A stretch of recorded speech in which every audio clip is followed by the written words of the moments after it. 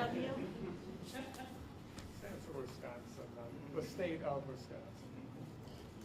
Well, I don't know if our microphone is on here. I don't think it is. It says power. There we go. Are you good? I'm good. Excellent. Well, welcome everyone. We have a full house this morning. My name is Kim Litwack. I'm Dean here in the College of Nursing, and I want to thank each and every one of you for joining us today. I'd like to introduce Governor Tony Evers to you. We're going to spend a little time chatting, and he wants to hear from as many of you as the time allows.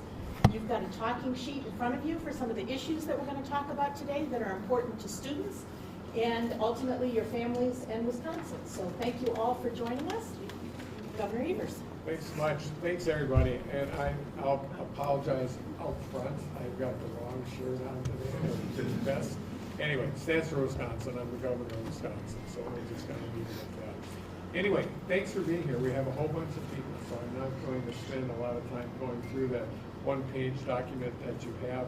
Basically, that came from what we hear from people, all across the state as it relates to, people that are on campus, but mainly young people. And you can see, you can look at that, and if there's any agreement or disagreement with those issues, that's fine. But at the end of the day, I think it's important that we listen to the students and hear from them. And so this is an opportunity for me to do that. Just give you some background of myself. I am a graduate of UW-Milwaukee, I apologize for that. Got my bachelor's, master's, and PhD from Madison over the years. And I spent a good share of my life as a teacher and administrator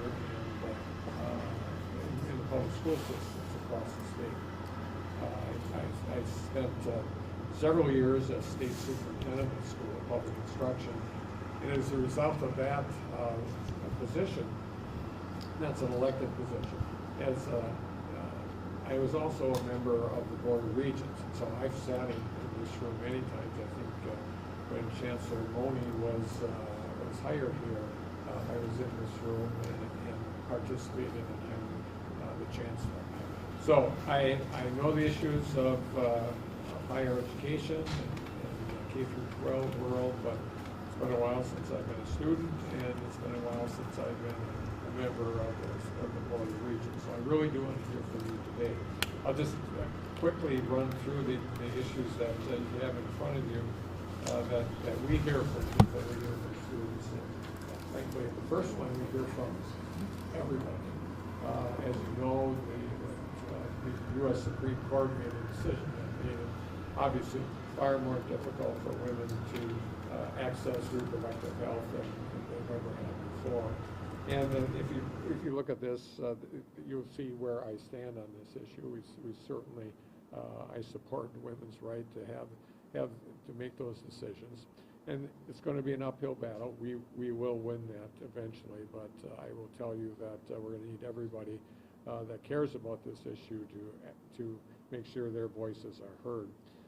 Another issue, obviously, is affordability and accessibility, and the document goes through what we've been able to do over time, including the most recent tuition freeze and some money that we provided for mental health. As you know, the pandemic made it clear that not only did it exacerbate mental health issues, but it reminded us that they exist even prior to the pandemic. So it was a good reminder for us that we need to provide the resources to help people all across the state. And there, obviously, combating climate change is a huge issue for all Wisconsinites. Issues around gun violence, you'll see there. We've several times tried to make some headway in that area. Frankly, we haven't been particularly successful. Marijuana legalization, everybody around us has done that. It's likely time that we can finally do that here in the state of Wisconsin. Most of the people, if you look at the Marquette University poll, support legalization by a large percentage. So just some information on that. So, but I really do want to hear from you, and so let's open it up. let's open it up right now and have some people give us some thoughts, whether they're on these ideas or other ideas that you might want to pursue. Have at it, folks. Come on. So as you read this, did anyone, yes, please introduce yourself and how you fit in at UWM. Yeah. Hi, my name is Joe Fox, pronouns they, them. I'm a Women and Gender Studies major here at UW-Milwaukee, and I'm here representing the Women's Resource Center here today. I particularly want to talk specifically about affordable and accessible education and higher education. Prior to this discussion here today, I talked with someone who distributes scholarships through the UW system. And a legal group in Wisconsin called the Group for Law and Liberty threatened to make a lawsuit against the UW system for their scholarship opportunities to students on the basis of race and gender identity. Instead of the UW system following through with a court case that would have handled that in, well, I guess the legal system, they instead decided to talk to all donors for scholarships to say that they cannot write scholarships on the basis of race or gender identity. And I understand why they're doing this, because in October there's going to be a Supreme Court case that's coming for from the Students for Fair Elections versus Harvard that is challenging admissions for affirmative action. However, the Supreme Court case is only challenging admissions and it's not challenging scholarships. So the UW system is putting in another measure that's going to make it extremely hard for students of color, people from marginalized backgrounds, to get into higher education in the first place. And that's really concerning to me as a student. And I just want to know, what are your thoughts on that? Yeah, it's concerning to me as a governor also. I think it's, I think the approach, the initial approach, have scholarships based on some criteria was a reasonable approach. Unfortunately, we have decision after decision after decision of higher courts, and so I haven't been involved with this particular case. I've certainly followed it like you have. I'm distressed also, but we need some help either at the federal level legislatively or at the state level legislatively to make it clear that these types of focused scholarships are okay. I mean, right now, every Supreme Court here in Wisconsin and at the national level has made it clear that they don't agree with that position. So the only way around it is to legislate it, and so that I think is where we need to spend our efforts. It's not that either I or the leadership at the UW is abandoning those efforts. It's just that we need to find a forum that we can solve this. Thanks for asking. I'm concerned too. Yes. Dylan Blunt. I'm a second-year PhD student in atmospheric science. So kind of on that point, but shifting to climate change, since that's a little bit more of my area. On college campuses across the state, what is being done to help with the climate? With the rise of electric vehicles and solar, renewable energy, what can be done at college campuses to, I feel like that would also help with the affordability issue if you can get your expenses down doing all of this. So what is being done, and then what can we as students do to help push legislation? Yeah, great question. Speak up. We do have, I would argue that for the most part, the legislative majority, Republicans, the idea of climate change is not a top priority. And I remember a few years ago when I think it was when I introduced my first budget, I thought the basic theory of action of the majority was to do a word search on climate change, and if they got a hit, it was taken out of the budget. So that is what we're up against. The good news is I see university campuses, and not being on the Board of Regents anymore, I don't have direct visibility of that, but they seem to be very concerned in building projects that are helpful around climate change, and I think that's a really good start, frankly. The way buildings operate probably play the largest role in climate change issues and making sure that they're friendly to the environment, and we can save money by heating them differently and insulating them differently and all that. So I see that going on. But as far as the advocacy around, climate change at the state level, universities have to take a lead on that. That's where all the research is done, and so I'm hopeful that at some point in time in the near future, the politics of this will be such that we can move forward much more quickly. But I do see it all the time in the building projects that are done, the repair jobs that are done. I mean, you think about the old chemistry building here as compared to the new one. I mean, that'll be night and day to the advantage of preventing climate change from happening, or mitigating. Thank you. Yes, Hi, my name is Lydia McDowell. My pronouns are she, they, and I'm from the Inclusive Excellence Center. My question is about college affordability, and specifically it's about what kind of steps can you or are you taking to afford that college is both accessible and affordable to those that don't have the privilege of proper citizenship. Oh, yes, I'm a strong believer that if you're living in this state, regardless of citizenship, you should have in-state tuition. That's DACAs, for example. So yeah, absolutely do I believe in that. The majority does not in the legislature, but we continue to advocate for that. But on the broader question of affordability, last time around and previous times, the legislature and this last couple times, we have, even though the Board of Regents has the ability to increase tuition, we paid it down so that the freeze was funded.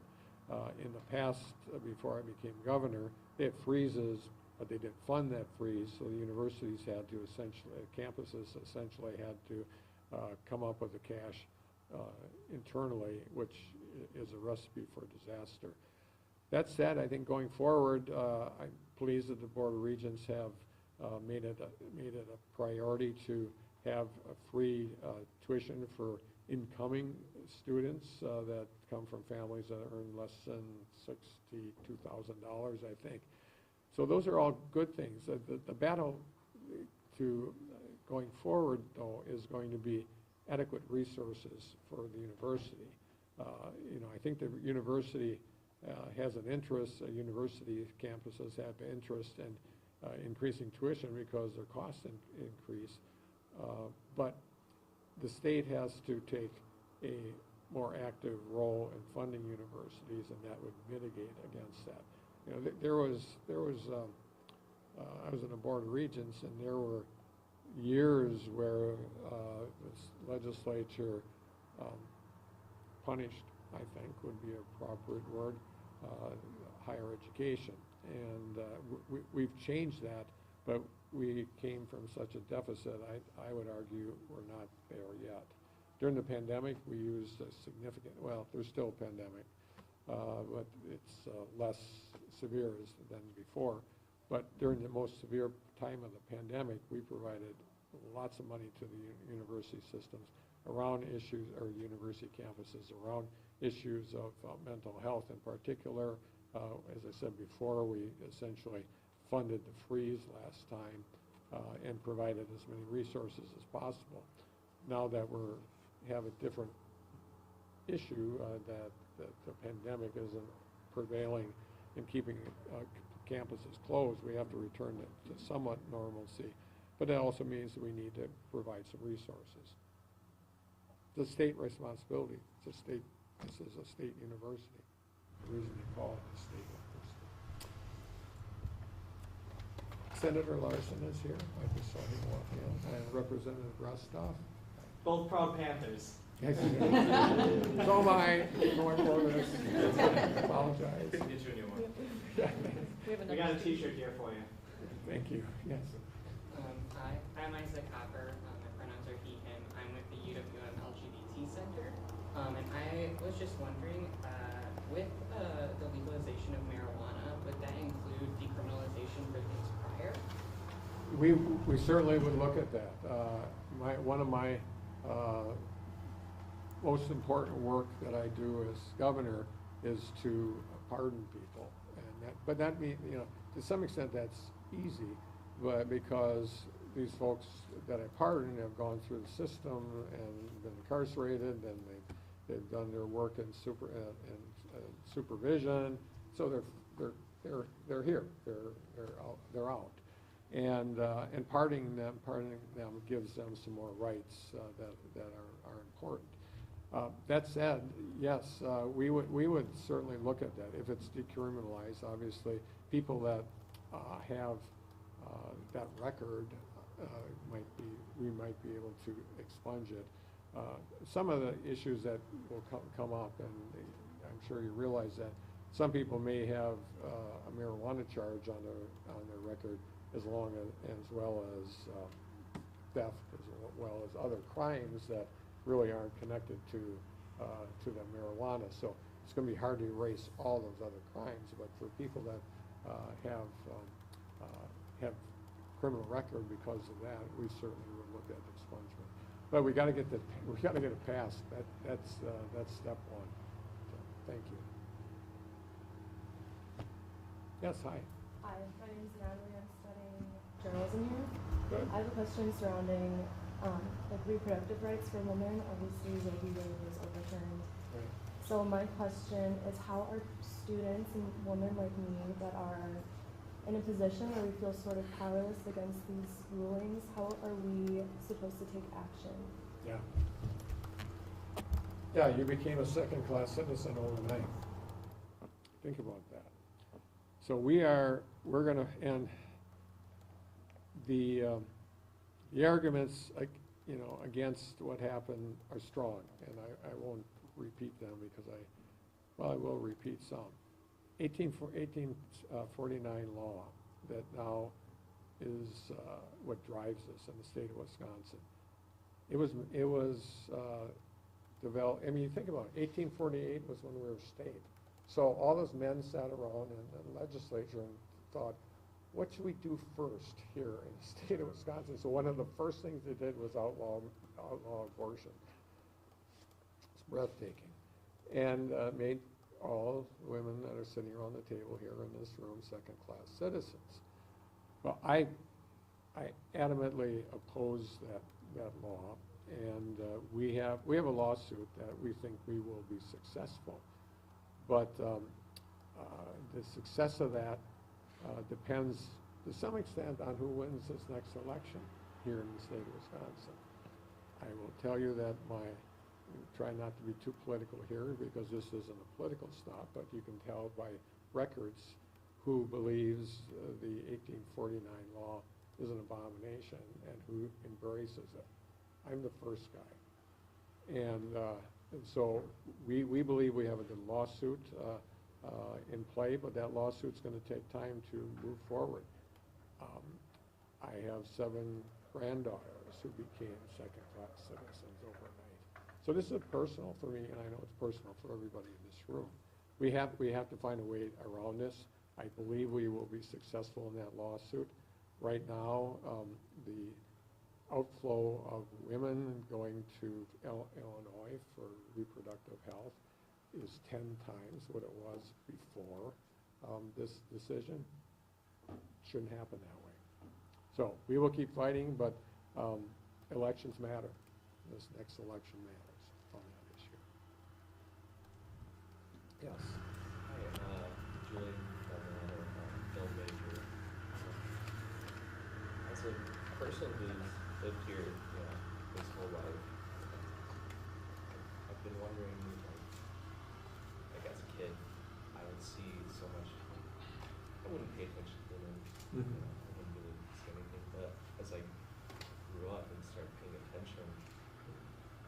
seems to be that, you know, Milwaukee's kind of plagued by this use of guns, and it's almost like war zone overnight. You know, you see people dead on the streets, or there's a fight and somebody thought a gun would be good use, or just so much stuff going on. But how would this common sense gun violence reforms change that? And how would it change Milwaukee, or as, you know, as a state as a whole? Yeah, well, even prior to that, we have during the pandemic provided over $100 million to cities, municipalities, police and fire departments in the state to help them be active in preventing this from happening. And we made a major investment in violence prevention programs, which research shows that they seem to be really helpful in this arena. It just takes a while. Violence prevention is basically on people that know the neighborhoods and are from the neighborhoods and are able to respond and calm nerves and trigger fingers in a way that saves lives. That's a lot of hard work. We visited a couple times during the last several months folks that do that work, and a lot of times they're reacting to gun violence, and they are getting out there to prevent, you know, somebody else from retribution on that and more gun violence. It's a good start, but we have a long way to go. But I think investing in those programs is really important. But in turn, there are just common sense gun laws that we have tried to pass. Universal background checks. Who can be against that? Red flag laws that allow somebody that is threatening to their family and frankly unhinged at home, that they'd have to go through a legal process, and court could temporarily take their license away. Those type of things are basics. So I think that's accurate. But some of it is the life difficulties that a lot of people face in this world, and we have to make sure that we're also investing in good education, affordable housing, transportation, making sure that people have access to higher paid jobs, all the things that frankly we don't do very well. And so we need to connect the dots about those important things that are part of quality of life that escape some people. And that's a long-term piece. I think shorter term is some gun safety efforts and violence prevention, and make sure police have the equipment that they need. There's another hand. Hi. Hi, I'm Caitlin. I am a doctoral student in urban education, and I work in the Student Success Center. My pronouns are she, her. I don't necessarily have a question, but maybe just a comment about reproductive rights. Yeah. And I really appreciate your fight in this and being willing to talk about it. I just want to put a seed in your brain about something that I think is really important to me and also younger generations, and that's the idea of inclusivity. And I think one of the best ways to be inclusive is like our use of language. And so I do see a lot of value in like deeming this as a women's right issue, because large scale it is, but it certainly excludes a lot of individuals who are trans or non-binary. And I have friends who I've had conversations with about this, and for them to feel lumped into the term woman, for some of them it feels like detrimental to their mental health because of their experiences. And it certainly affects them because they have the physical capabilities of becoming pregnant and having to deal with these issues. So I think it's just important that we consider the language that we're using when we're like addressing larger audiences, because obviously you're a man of power and your words hold a lot of weight for people in this state. And so the idea that everyone feels like included in your fights, I think is really important. Yeah, thanks. Good point. Appreciate that. Yeah. Yes. I'm sorry. How about 1, 2, 3? Hi, I'm Logan. Ethan, I'm a fourth-year secondary math education major. And I was at your background, so I wanted to ask a little bit about like the K-12 education sector. Obviously, like Milwaukee is kind of one of the most segregated cities, not only like in Wisconsin, but of course the entire nation. And that really trickles down into our public school system. So like Milwaukee public schools in specific have some really bad issues of some schools getting great funding, great education, and then others being kind of left behind. So as somebody who's like going to be working in MPS in like under a year, do you have any like plans for increasing equity amongst K-12 students, making sure that everybody can get a proper education, not only in Milwaukee, but throughout the state? Yeah, throughout the state, absolutely. Milwaukee in particular, but I will tell you that MPS tries really hard to essentially not have people segregated by race in the schools. That's why they have so much choice. I mean, the kids in Milwaukee are traveling long hours to different schools through their ability to have some public school choice. So I support that.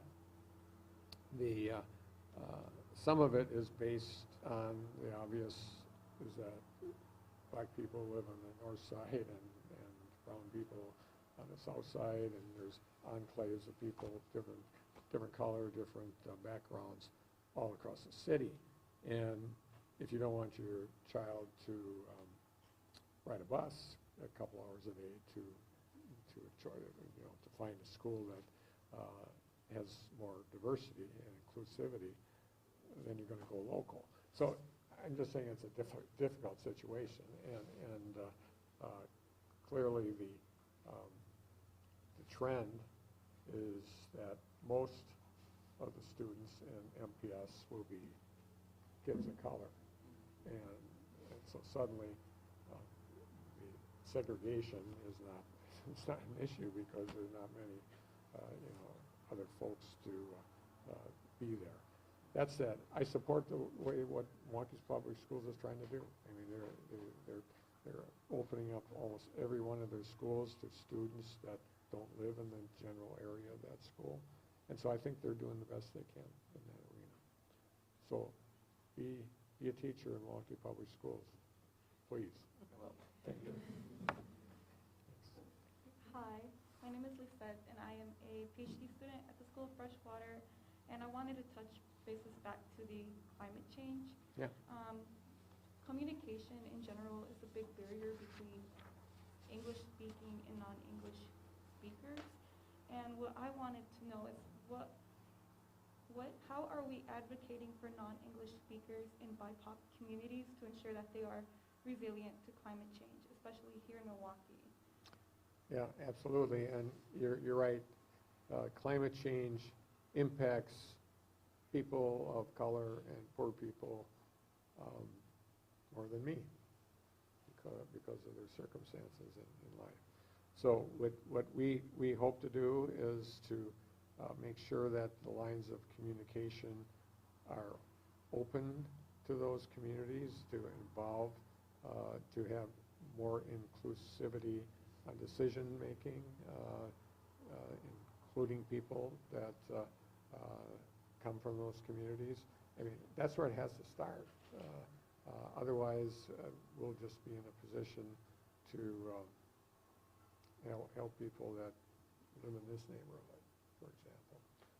So, including people in the front end on decision making is always an important piece, and I know we've done that in the past, and we're seeing that same thing play out with broadband too, broadband expansion, in that we're making good progress, but we also have to understand how important it is for other communities that can't afford it. Technology might be there, but can't afford it.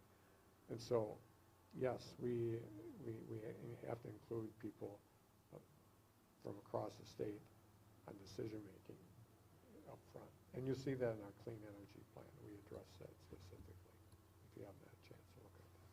Yeah. Great. Yes, sir. My name is How are Stephen. you? I'm good. I'm good. My name is Ethan Hightower. I am a second-year theater major, and I'm also a member of the Milwaukee Fellows. And as a person in the arts, I think that the arts are incredibly important to Milwaukee. If you go downtown, you see all these theaters, you see all of this art and stuff like that. But I've noticed as a student in the arts that there's not as much support financially to continue moving forward, studying something that I am passionate about. And I was wondering if there's been any thought from you on that aspect. Yeah, for sure, and especially during the pandemic, because the arts basically depend to some extent on who goes through their doors, whether it's a museum or whether it's a music venue or anything in between.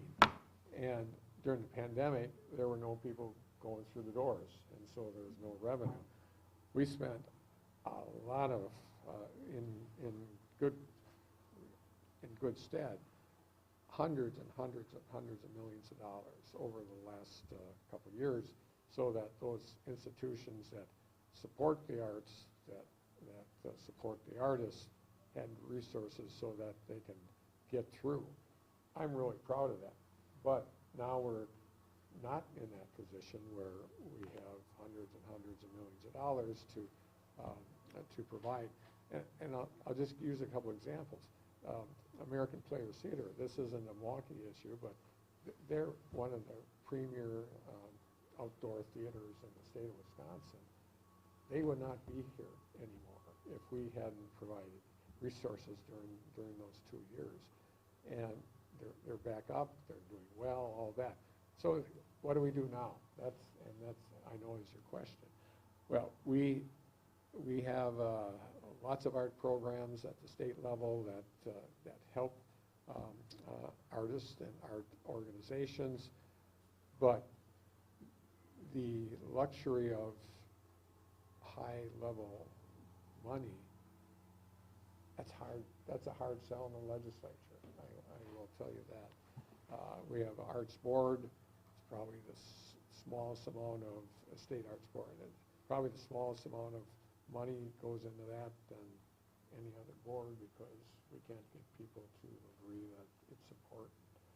So I think as leaders, and I look at you as leaders too, we have to talk about how important art is to our lives as Wisconsinites, and you know, even put it in the context of if the arts weren't here, or that what you see in the art community isn't visible, we're a poor state. Period. We now have companies coming to Wisconsin because of the climate around art. You know, they think things are good, and they do that because their employees that they employ when they come here want to have a rounded life outside of work. So I think things are changing.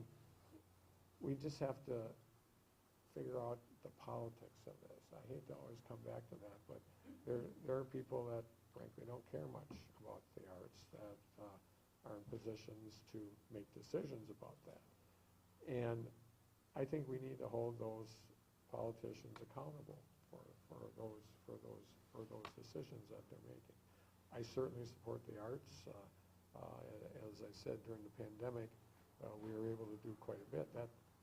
Those funds are now gone, so we need to have help from the state to keep it going. So thanks for bringing that up. I think it's a huge issue. It's an economic issue, economic development issue. Companies aren't going to move to Wisconsin if they think we're an art wasteland.